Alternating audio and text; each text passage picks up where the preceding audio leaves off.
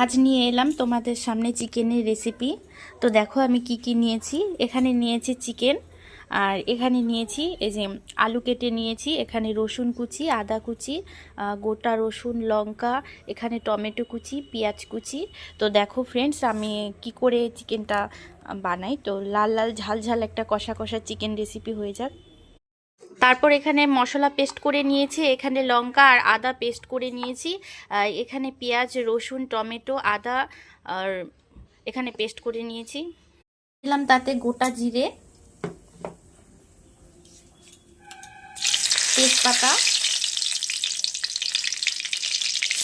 পেঁয়াজ কুচি, আর দিয়ে দিচ্ছি তাতে আলুগুলো একটু লাল লাল করে ভেজে নেব।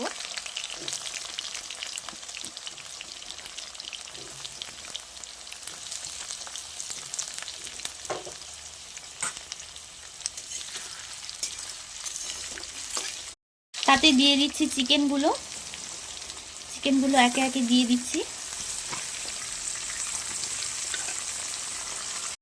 এখানে দিচ্ছি নুন, স্বাদ মতো নুন, তারপর দিচ্ছি হলুদ, দিয়ে বেশ করে নেড়ে চেড়ে নেব।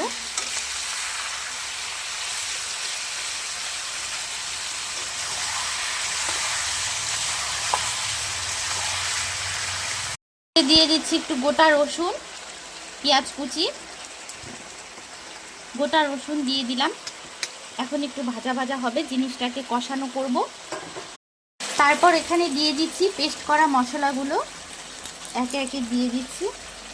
এখানে লঙ্কা আর আদা বাটা, এখানে পেঁয়াজ, টমেটো, রসুন এইসব বাটা দিয়ে দিচ্ছি। এখন ভালো করে নেড়ে চেড়ে নিয়ে এখন মাংসটাকে ভালো করে ভাজা ভাজা করে কষানো কষানো করব। এখন চিকেনটা আমাদের কষানো হয়ে গেছে, তাতে দিয়ে দেব ঝোল। মাপ মতো ঝোল দিয়ে দিলাম। এখন নেড়ে চেড়ে দেব।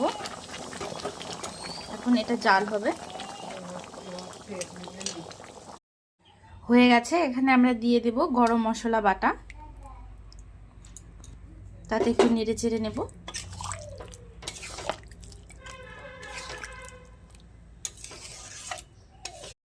ফাইনালি হয়ে গেল আমাদের চিকেনের ঝোল। তো দেখে বলো ফ্রেন্ডস কেমন হয়েছে।